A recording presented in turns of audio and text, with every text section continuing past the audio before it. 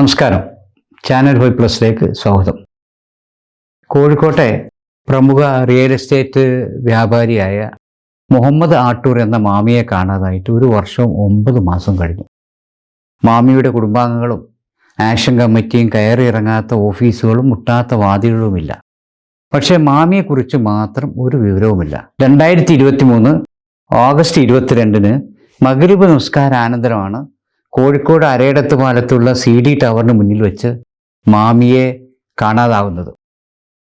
കോഴിക്കോട് പട്ടണത്തിൻ്റെ ഹൃദയഭാഗത്ത് ടൗണിലെ ഏകദേശം ഏറ്റവും ജനത്തിരക്കുള്ള ഈ വൈകുന്നേര സമയത്ത് CD ടവറിൻ്റെ ഓരത്തുള്ള പള്ളിയിൽ നിന്ന് മാമിയടക്കം നിരവധി പേര് മഗ്‌രിബ് നമസ്കാരം കഴിഞ്ഞ് പുറത്തിറങ്ങുമ്പോഴാണ് മാമിയെ കാണാതാവുന്നത്.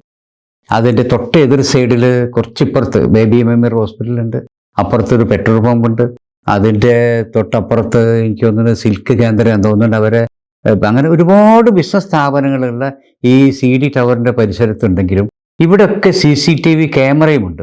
മാത്രമല്ല, മാമിയെ കാണാതിന് ശേഷം ഒരു ദിവസം മുഴുവൻ തലക്കളത്തൂരിലെ ടവർ ലൊക്കേഷനിൽ മാമിയുടെ ഫോൺ പ്രവർത്തിച്ചിട്ടുണ്ട്.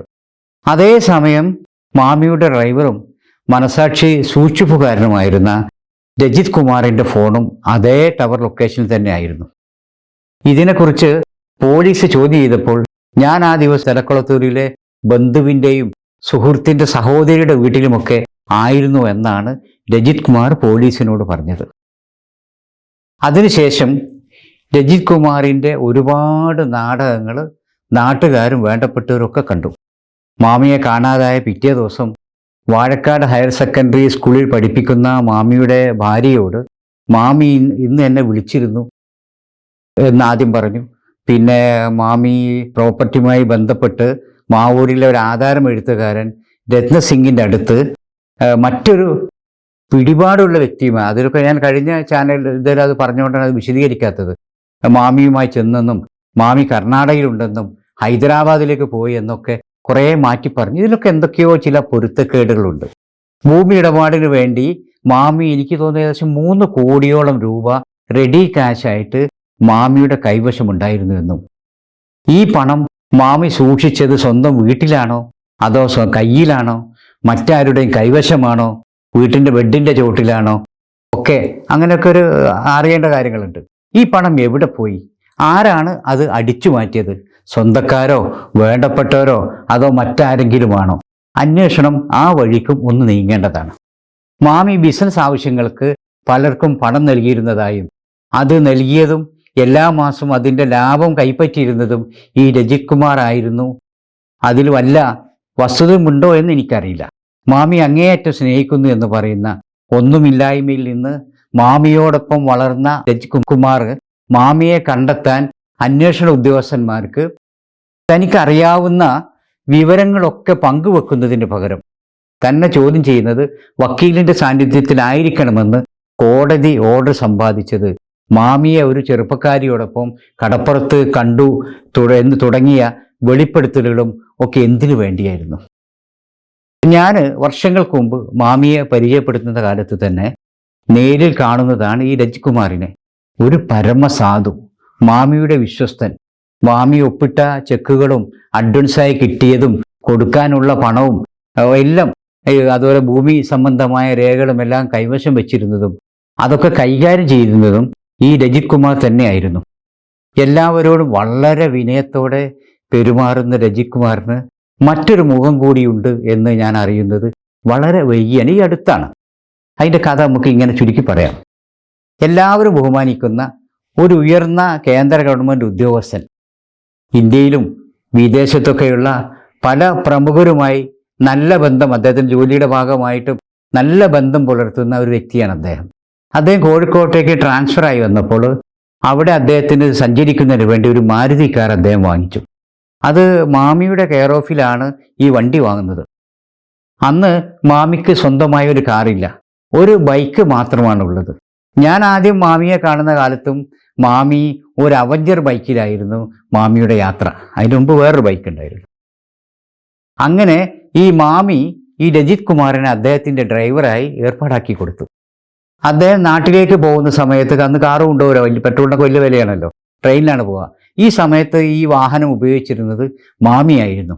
അതിനിടെ എന്തോ ഒരു ചെറിയ സാമ്പത്തിക പ്രശ്നത്തിൻ്റെ പേരിൽ അദ്ദേഹം മാമിയുമായി ചില പിണക്കമുണ്ടായി. പിണക്കം എന്ന് പറഞ്ഞാൽ മാമിക്ക് അദ്ദേഹത്തിന് കിട്ടാനുള്ള ചില പണത്തെക്കുറിച്ച് മാമിയോട് പല പ്രാവശ്യം ചോദിക്കുകയും മാമി അത് കൊടുക്കാതിരിക്കുകയൊക്കെ ചെയ്തു എന്നാണ് പറയുന്നത്.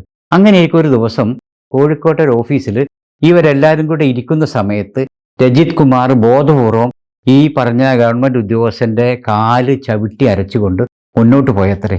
രജി ഒന്ന് നോക്കി നടക്കണ്ടേ എന്ന് മാത്രം അദ്ദേഹം ചോദിച്ചു. അതുവരെ സാധുവായിരുന്ന ഈ രജിത് കുമാർ ആ ഉദ്യോഗസ്ഥനെ അടിക്കാൻ ഒരുങ്ങുകയും ഭീഷണിപ്പെടുത്തുകയും ചെയ്തത്രേ. അതുവരെ കാണാത്ത ഒരു പ്രത്യേക ഭാവമായിരുന്നു ഈ രജിത് കുമാറിന് എന്നാണ് അദ്ദേഹം പറഞ്ഞത്. പെട്ടെന്ന് തന്നെ മാമി ഇടപെടുകയും രജിത് കുമാറിനെ തള്ളി മാറ്റുകയും ചെയ്തു. ഇത് മാമിയും കൂടെ അറിഞ്ഞിട്ടായിരുന്നോ എന്നും എനിക്കറിയില്ല. അങ്ങനെ ചില അഭിപ്രായങ്ങളും കേട്ടു കേട്ടോ. ബന്ധുക്കളെയും സുഹൃത്തുക്കളെയും ഒക്കെ വിവരം അറിയിച്ച് രജിത് കുമാറും ഭാര്യ തുഷാരയും ആത്മഹത്യ ചെയ്യാൻ വേണ്ടി ഗുരുവായൂരിലേക്ക് വിനോദയാത്ര പോയതും ഇതിനോടൊപ്പം ഒന്ന് കൂട്ടി വായിക്കണം. മാമിയുടെ തിരോധനവുമായി ബന്ധപ്പെട്ട് മാമിയുടെ ബന്ധുക്കളും സുഹൃത്തുക്കളുമായി കോഴിക്കോട്ടെ പ്രമുഖരായ 800ഓളം 700 ചില്ലാനം, അതായത് 800ഓളം വരുന്ന പ്രമുഖരായ വ്യക്തിയുടെ ഒരു വാട്സപ്പ് കൂട്ടായ്മയുണ്ട്. ഈ കൂട്ടായ്മയിൽ രജിത് കുമാറിനെ കുറിച്ചൊരു പരാമർശം വന്നപ്പോൾ മലയാളത്തിലെ പ്രമുഖ എഴുത്തുകാരെയും നിയമവിദഗ്ധരെയും ഒക്കെ വെല്ലുന്ന വിധം രജിത് കുമാർ അതിനൊരു മറുപടി എഴുതിയത് എൻ്റെ ശ്രദ്ധയിൽപ്പെട്ടു. ഒരു കാര്യം എനിക്കുറപ്പാണ്, ഞാൻ അറിയുന്ന ഈ രജിത് കുമാർ മറ്റൊരാളുടെ സഹായമില്ലാതെ ഇങ്ങനെ ഒരു കുറിപ്പ് എഴുതാൻ ഒരിക്കലും കഴിയില്ല. ആരാണ് ഈ കുറിപ്പ് എഴുതാൻ ഇയാളെ സഹായിച്ചത്? ഞാൻ അറിഞ്ഞത് എത്രത്തോളം ശരിയാണെന്ന് എനിക്കറിയില്ല. രജിത് കുമാർ കോടതി ഈ ഉത്തരവൊക്കെ സംഘടിപ്പിക്കുന്നതിന് മുമ്പ് പോലീസ് പരമ്പരാഗത രീതി എന്ന് പറഞ്ഞാൽ നിങ്ങൾക്ക് അറിയാലോ, ഈ പരമ്പരാഗത രീതിയിൽ ചോദ്യം ചെയ്തപ്പോഴും സാറേ ഞാൻ മാമിയെ ഒന്നും ചെയ്തിട്ടില്ല, മാമി മരിച്ചിട്ടുണ്ടെങ്കിൽ ഡെഡ് ബോഡി എവിടെ? നിങ്ങൾ ഇങ്ങനെ എന്നെ പീഡിപ്പിച്ച് ഉത്തരം പറയിപ്പിച്ചാൽ അല്ലെങ്കിൽ എന്നോട് പറയിപ്പിച്ചു കഴിഞ്ഞാൽ നാളെ മാമിയെ കണ്ടെത്തിയാൽ നിങ്ങൾ എന്ത് ചെയ്യും? എന്നോട് ചെയ്ത ഈ ബുദ്ധിമുട്ടുകൾക്കൊക്കെ നിങ്ങൾക്ക് എന്ത് മറിച്ച് തരാൻ കഴിയും? അങ്ങനെ പോലീസിന് ഉത്തരം മുട്ടിച്ച ഒന്നാന്തരം ചോദ്യവും രജിത് കുമാർ ചോദിച്ചത്രേ. മാമിയെ കാണാതായിട്ട് 21 മാസം കഴിഞ്ഞു. ലോക്കൽ പോലീസും ക്രൈംബ്രാഞ്ചും മാറി മാറി അന്വേഷിച്ചു. സംഭവത്തിന് എരിവ് പകരാൻ PV അൻവറും രംഗത്തെത്തി. പക്ഷെ പോലീസിന്റെ അന്വേഷണം വൈകുന്നേരം വരെ വെള്ളം മുക്കി, നമ്മൾ പണ്ട് പറയുക വൈകുന്നേരം വരെ വെള്ളം മുക്കി രാത്രി കുട മുടക്കുന്ന പരിപാടിയാണ് നടക്കാറ്. ലോക്കൽ പോലീസ് അന്വേഷിച്ച് ഏകദേശം പ്രതികളെക്കുറിച്ച് ധാരണ ലഭിക്കുകയും, സത്യം പറഞ്ഞാൽ ഇതിന് വലിയ അന്വേഷണ മികവൊന്നും വേണമെന്നില്ല. ഇന്നത്തെ ഈ ആധുനിക കാലഘട്ടത്തിൽ AI ഈ കാലഘട്ടത്തിൽ ഈ ടവർ ലൊക്കേഷനും അത് വീടാണോ ഗോഡൗൺ ആണോ മറ്റു റൂമാണോ എന്നൊക്കെ കൃത്യമായി കണ്ടുപിടിക്കാൻ ഈ ആർട്ടിഫിഷ്യലിൻ്റെ ഈ യുഗത്തിൽ വലിയ ബുദ്ധിയൊന്നും വേണം. ഒരു LKG വിദ്യാർത്ഥിക്ക് വേണമെങ്കിൽ അത് കണ്ടുപിടിക്കാൻ കഴിയും. എന്തുകൊണ്ട് പോലീസിന് കൃത്യമായി ഈ വിവരം ലഭിച്ചില്ല? അതോ ഈ ലഭിച്ച വിവരം അതിങ്ങനെ ആവിയായി പോയതാണോ? അപ്പോൾ അങ്ങനെ ലോക്കൽ പോലീസിൻ്റെ അന്വേഷണം പൂർത്തിയാകാറായപ്പോഴാണ് PV അൻവറിൻ്റെ രംഗപ്രവേശനം. അൻവറിൻ്റെ കാടടക്കിയുള്ള വെടിവെപ്പിൽ എന്തൊക്കെയോ എവിടൊക്കെയോ തെറിച്ചുപോയി. ലോക്കൽ പോലീസ് അന്വേഷണത്തിൻ്റെ കിതാബൊക്കെ മടക്കി വെച്ച് അത് ക്രൈംബ്രാഞ്ചിനെ ഏൽപ്പിച്ചു. ഈ ക്രൈംബ്രാഞ്ച് IG P പ്രകാശൻ്റെ മേൽനോട്ടത്തിൽ DYSP U പ്രേമനായിരുന്നു അതിൻ്റെ അന്വേഷണത്തിൻ്റെ മുഖ്യ ചുമതല. CS Sharon, Ratheesh Kumar, P Abhilash, CB Thomas, അതുപോലെ മലപ്പുറം കോഴിക്കോട് ജില്ലയിലെ ക്രൈംബ്രാഞ്ച് SP ഇവരെ ചുമതലയിൽ 132 പേരെ ചോദ്യം ചെയ്തു. 8000 പേജോളം വരുന്ന കേസ് ഡയറിയും തയ്യാറാക്കി. ഇതൊക്കെ അറിഞ്ഞപ്പോൾ മാമിയുടെ കുടുംബത്തിനും സുഹൃത്തുക്കൾക്കുമൊക്കെ ഒരു ചെറിയ പ്രതീക്ഷ നൽകിക്കൊണ്ട് ഇതിൻ്റെ പിന്നിലെ വിദേശത്തുള്ള ഒരു വൻ സ്രാവും കുറച്ച് ചെറുമീനുകളും ഒക്കെ വലയിലായി എന്നായിരുന്നു ആദ്യം അറിയാൻ കഴിഞ്ഞത്. അപ്പോഴാണ് പെട്ടെന്ന് അന്വേഷണ ചുമതലയുണ്ടായിരുന്ന U പ്രേമനെ കണ്ണൂർ ക്രൈംബ്രാഞ്ചിലേക്കും IG P പ്രകാശനെ തീരദേശ പോലീസിലേക്കും സ്ഥലം മാറ്റുന്നത്. ഇതെല്ലാം കാണുമ്പോൾ എവിടെയൊക്കെയോ നല്ല പിടിപാടും പണവും സ്വാധീനമൊക്കെയുള്ള ഒരു വൻ സ്രാവ് തന്നെയാണ് ഇതിന് പിന്നിലെന്ന് ന്യായമായും സാധാരണക്കാർക്ക് സംശയിച്ചു പോയാൽ അവർ കുറ്റം പറയാൻ പറ്റുമോ? ഇനി ഒരു പുതിയ ടീമിന് അന്വേഷണ ചുമതല ഏൽപ്പിക്കുമ്പോൾ ഈ 132 ആളുകളെ ചോദ്യം ചെയ്തും ശാസ്ത്രീയമായ തെളിവുകളൊക്കെ സംഘടിപ്പിച്ച് ഈ രേഖകളൊക്കെ പഠിച്ച് 8,000 പേജ് വരുന്ന ഈ അന്വേഷണ ഡയറി കത്തം തീർക്കുമ്പോഴേക്കും ഇനി എത്ര നോമ്പും പെരുന്നാളും കഴിയും. നിലവിലുള്ള അന്വേഷണ ഉദ്യോഗസ്ഥന്മാരെ മാറ്റരുതെന്ന് മാമിയുടെ കുടുംബാംഗങ്ങളും ആക്ഷൻ കമ്മിറ്റി മുഖ്യമന്ത്രിക്ക് നിവേദനം നൽകിയിട്ടും യാതൊരു ഫലവും കണ്ടില്ല. ഈ പുറമെ കേൾക്കുന്ന ഈ ചെറുമീനുകൾക്കൊന്നും മാമിയെ കോർക്കാൻ കഴിയില്ല. ഈ ചെറുമീനുകളെ ചൂണ്ടയിൽ കോർത്ത് ഒരു വലിയ വൻ സ്രാവ് എവിടെയോ ഒളിഞ്ഞിരിപ്പുണ്ട്. വല വീശി അറബിക്കടൽ കടത്തി ഈ സ്രാവിനെ കരക്കടപ്പിക്കാൻ ശ്രമിക്കുന്നതിനിടക്കാണ് വല മൂടോടെ പൊട്ടിച്ചിട്ട് ഈ സ്രാവ് രക്ഷപ്പെട്ടത്. ഓരോ വ്യക്തിയെക്കുറിച്ചും നല്ലതും ചീത്തയുമായ അഭിപ്രായങ്ങൾ ഉണ്ടാകാം. അത് മാമിയെക്കുറിച്ചുണ്ടാകാം, എന്നെക്കുറിച്ചുണ്ടാകാം, നിങ്ങളെക്കുറിച്ചൊക്കെ ഉണ്ടാകാം. ഇപ്പോൾ ഇന്നലെ നമ്മൾ കണ്ടില്ലേ, ഷവർമയിലെ പാവം വർമ്മയെ പിടിച്ച് പ്രതിയാക്കിയത്.